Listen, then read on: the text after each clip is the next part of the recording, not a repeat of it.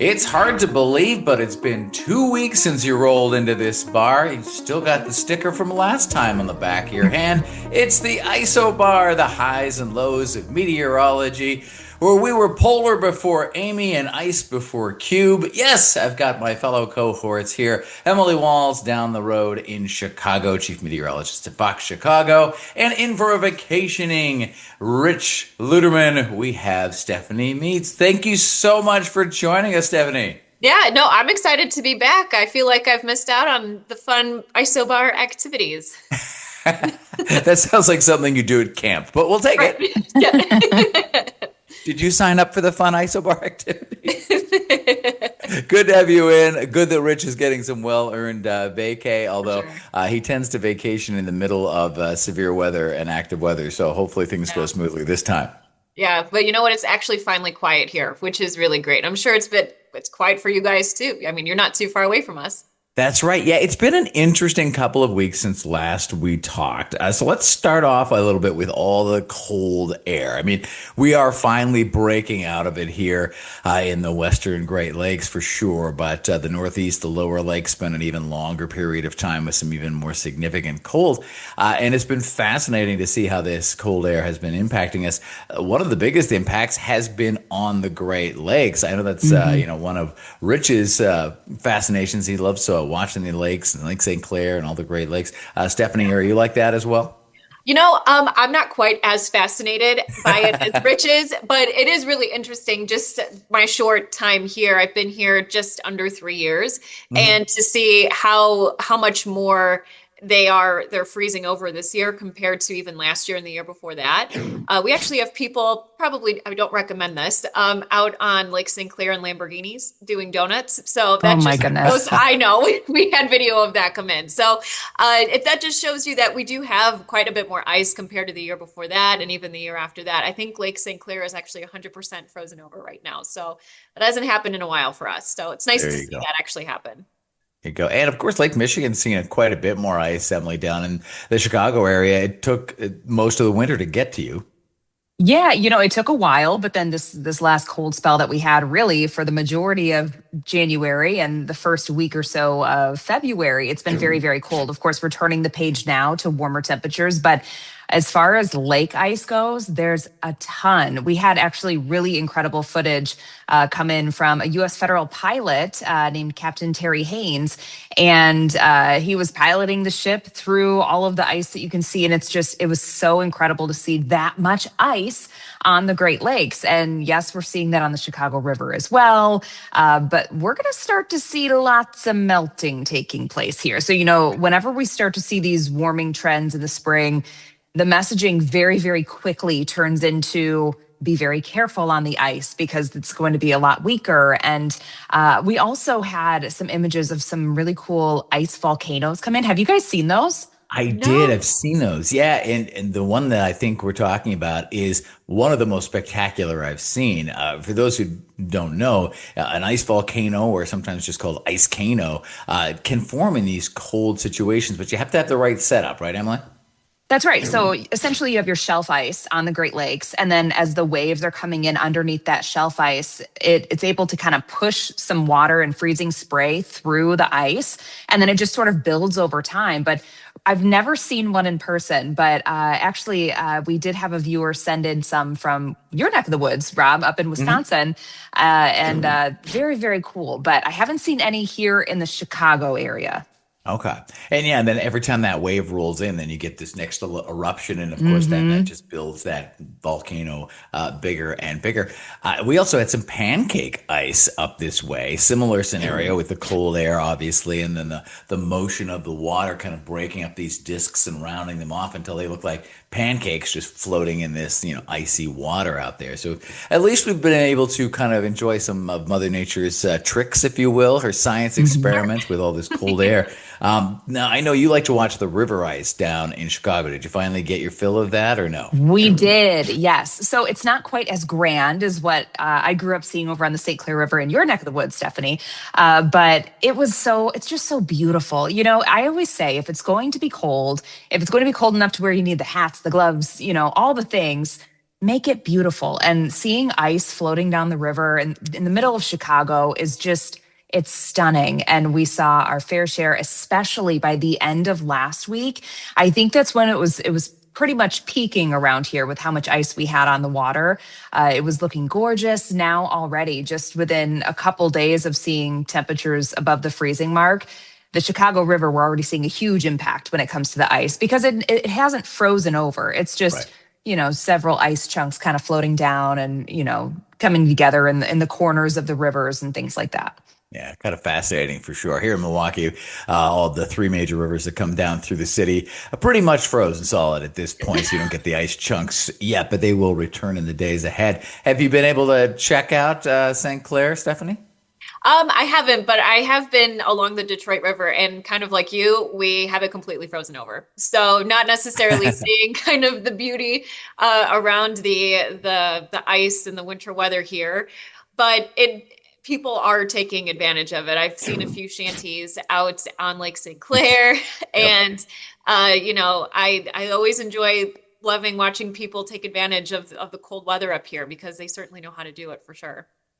Oh yeah, I mean, you may as well excuse me, you may as well lean in because this is where Right. we live. Mhm. The air hurts our face once in a while, so you may as well Yep. That's find something to do. right. But not every place is as used to it as, Detroit, Chicago, and Milwaukee. New Yorkers are getting their first taste of this cold. The Hudson River has more ice in it than they've seen since like the early and mid 90s. So they're Wow. getting a bit of a wake up call in New York City. Yeah, it's going around. We're happy to share, though. I'll speak That's for all of right. us. I'm Yeah. happy to share. That's right. At least we don't have iguanas falling all around us, right? Oh That's a gosh. Florida problem. Yeah. Yeah. Now, here in Milwaukee, you guys can let me know if it was the same for you. The last few weeks, last since we talked for sure, the last 2 weeks, we have had what Rich likes to call these nickel and dime snows. I like to call them nuisance snows because no big system, no huge problems as far as, several inches worth of snow. But we had snow of some kind every single day except for one through the first 8 days of February and through most of the last couple of weeks of January. So Milwaukeeans just kind of got into this repetitive pattern of wake up, clear the walk, brush off the car, go to work. Wake up, clear the walk, brush off the car, go to work.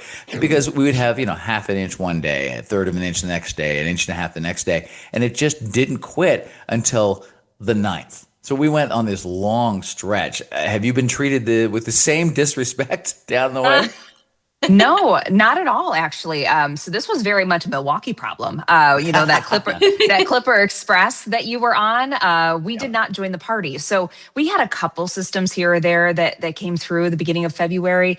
One most notable was this past weekend. The first weekend of February, we actually picked up a couple inches in some locations. So it was actually a little bit more than what we would have typically gotten from a lot of Clipper systems. We had some locations reporting about 3 inches of snow from that, but we had some heavier bursts of snow coming through. So that one was a pretty decently impactful system for us. But as far as the frequency of snow, it has way cooled the jets around here. Got a bit of a break.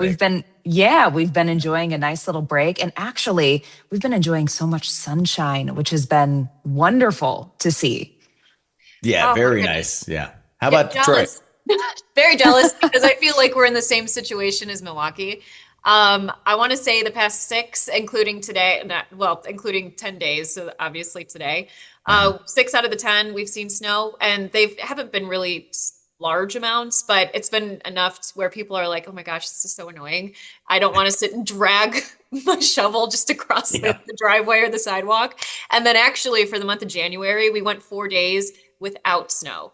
So the remainder of the month, we either saw like a trace or half an inch or a third of an inch. So very more of a nuisance and an inconvenience more so than anything else. And we actually, for the past 3 months, so November, December, and January, we picked up well above our seasonal amount for snowfall. So we are Okay. running at a surplus for Detroit, which a lot of people are kind of annoyed with already. But I guess this is just kind of a typical winter. We haven't seen a typical winter here in Detroit in a while. So I feel like people kind of forget that this is kind of how it is around here. Yeah, I think we talked about that going into the winter season here on the podcast that, even a normal average run of the mill winter would feel a little challenging because we haven't had one in several years. So I think you're spot on. Average still feels a little rough this time. Yeah, it does. And luckily for us, I mean, much like you guys in Chicago, we have managed to pick up on some sunshine. So I think that's helping put people in a better mood. But we just came off of very Arctic air this past weekend. We're still trying to shake it off. Yesterday it was kind of cold. Today we're finally like getting into the 40s. We haven't seen the 40s since January 13th. It's been a There you while. go. So that's why I'm kind of bearing my arms right now. I'm like, let's go. So, You're really um, leaning into that for sure. I yeah. had a lot of viewers say like, "Oh, are we done with the snow?" And I'm like, "Do not put your car brush away. Do not move your snow shovel. Do not jinx this. We're going to get a few days off here, but we're not done just yet. Just enjoy it while it lasts." Yeah, you want to talk about car wash lines. Oh yeah. Because we've been getting a break from the snow around here, I have been every single day setting out with the goal to go to the car wash. And every one that I drive past, I see a line that I'm just not willing to No. spend time in. And I mean, my car is just, I drive a black car. You cannot tell what color it is Oh, at all. Like it's coated. I actually walked past it in the parking garage when I was leaving work yesterday because I didn't recognize that it was my car. So we've really been through it the last couple of weeks with all of the snow, all of the salt, all of the cold. But now that we're coming out of that deep freeze, it's making a huge difference. And we're getting the 40s here, not just this week, but next week as well in the Chicago area. And it looks amazing. It feels so good. And I do have to say, on my side of the building, so I live in a condo that faces to the south. So we were hidden from that northwesterly wind that we had earlier today. And I was outside in shorts and a t-shirt on my balcony. Oh oh my man. gosh. Yeah.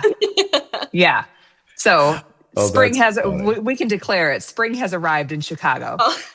Yeah, I would That say in sunshine the upper really gets the Midwest area, anytime we crack, the upper 30s, we get that sun, all of a Yes. sudden it's shorts and t-shirt weather, right? Feels so good. Meanwhile, in a few months, we'll all be complaining if we get anywhere near 40 again, Oh, right? I know. Right.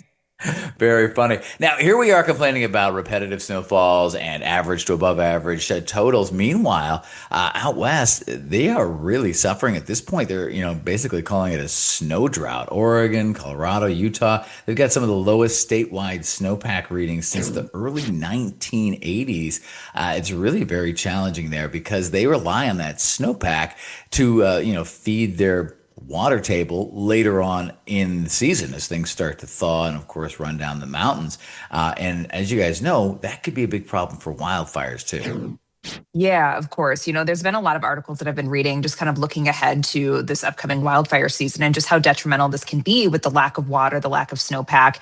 Because, typically this time of the year, that's when you are picking up a lot of your water content for the year. So, this year, I don't want to, I'm not forecasting what it would be, but it's, Right. it's certainly something to watch. And it could be a big year for, unfortunately, things like wildfires, as you mentioned.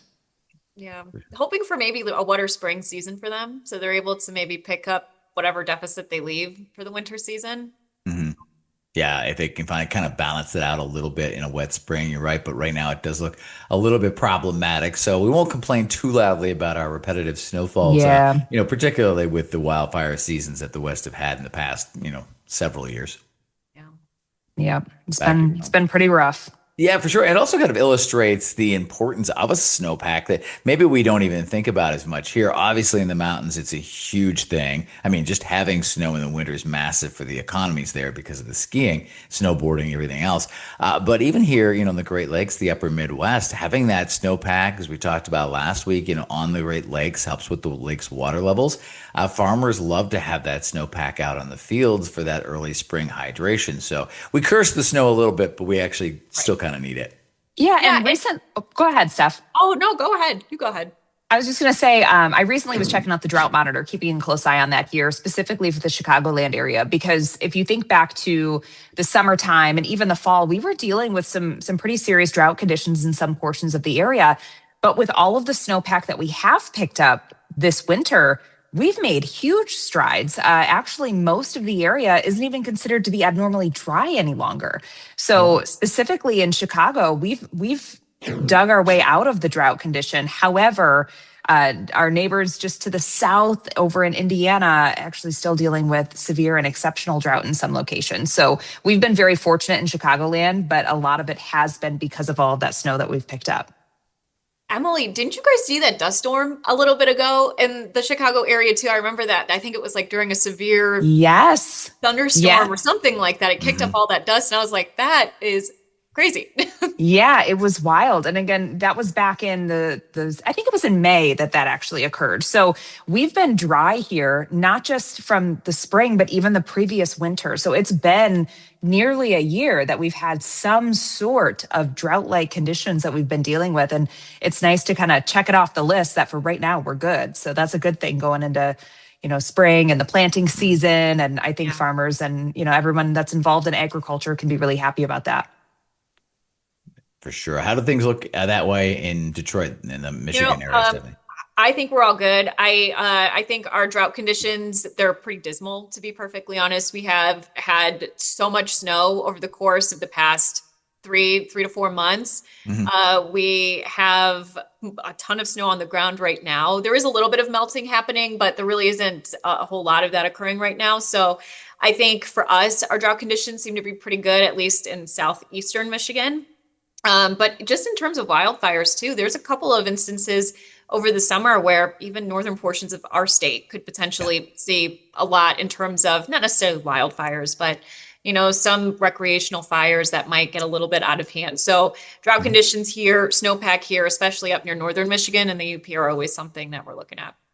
Yeah, for sure. You're right. It's something that's common in northern Wisconsin as well. We've got Mhm. a highly forested, very rural areas that, can have significant forest fires, maybe not at the scale they see out west, but yeah, I Absolutely, do yeah. remember I think last summer, you definitely had a few going in northern Michigan and Yep. up in the UP as well.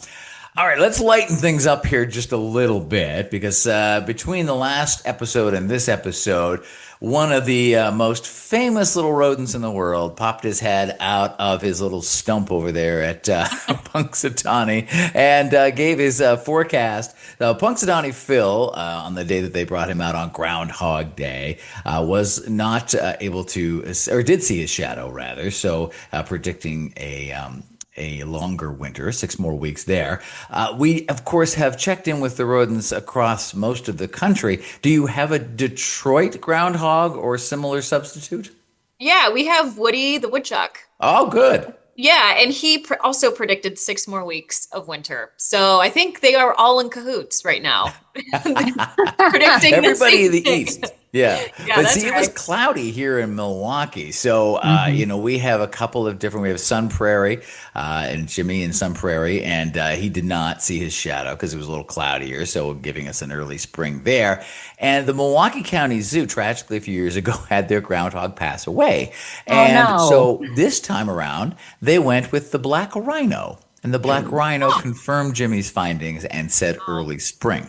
So that was nice that the rhinos are on our side. And had there I was been about to sun, say. his horn could have doubled as a sundial. So that would have worked out pretty well. Now, I don't know about Chicago. I should know. I live so close. Is there a go-to Well, groundhog we down there? too we too have a Woody. Okay. Woody Oh, lives in Woodstock, Ah, coincidentally. And Woody also did not see his shadow. So, I don't know. I have to give it to him this year. So far, he's been right, because this warm up is coming right on time. yeah. there you go. It is a Yeah. funny tradition, and I always have a little fun with it every year, complaining about the groundhog stealing my spotlight. But it goes way back to an ancient tradition known as Candlemas and an old saying that said, if Candlemas Day be bright and fair, or no, what is it? Sunny and bright, winter will have another flight. So that's why it's, kind of counterintuitive that they have the sunshine leading to more winter. But Right. it is kind of a cool tradition, and you got to give it up to the folks down at Gobbler's Knob. That is like a yearly, like Burning Man plus Lollapalooza plus Woodstock all in one day. That Yeah. place is packed. It's a big event. It's I mean, a huge event.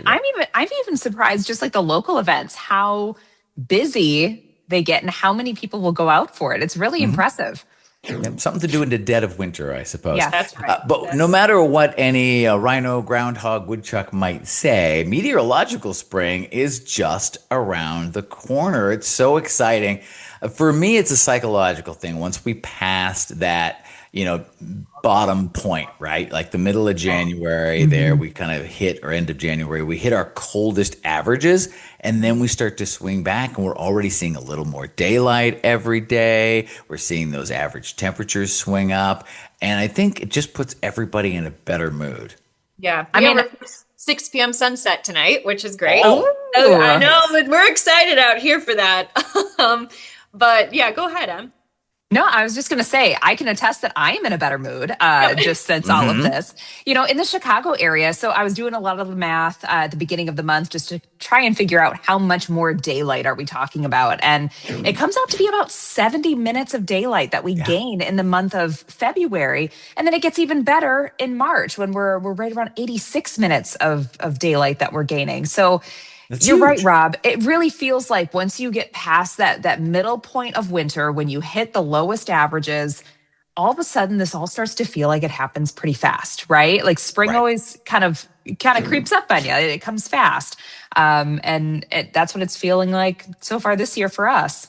And I'm okay with that. And then Yeah. Stephanie, we talked about this when we talked about the clocks being adjusted. It's a different scenario. You're in a different time zone for one. Yeah. Plus, you're in the western portion of your time zone, where Chicago and Milwaukee are in the most eastern portion of the central time zone. So Mhm. you can just brag all you want about your 6 o'clock Yeah. sunsets. We are, and we can't brag about much over here in terms of like the winter weather, but we will brag about as much as our daylight gets us because we could really use it. I know it's just been such a rough winter for a lot of people here just because of the continuous snow, as we talked about earlier. It's been Yeah. very cloudy. We're coming off of our cloudiest month, our coldest month. So we deserve this, I think, here in Detroit a little There you bit. go. Take the win for sure. Yeah. Yeah, I think Groundhog Day, also is something that people get excited about. It's just something to do, break monotony of the cold Right. winter. Hmm. And every 4 years, we have something else that rolls around that can kind of break that monotony. And it is the Winter Olympics, which of course just kicked off in recent days. But what's interesting is that over the last few decades here, Winter Olympics have struggled because we have seen a warming of this planet. We've seen a climate Hmm. change that isn't exactly favorable to a lot of go-to spots for the Winter Olympics. Now, they started off this Olympiad doing pretty well. They got a big old wallop of snow. It looked like the perfect setting. But then they've kind of crept up into the 40s. You see all this video of folks walking around to the events in just like, sweaters maybe. And that's about it.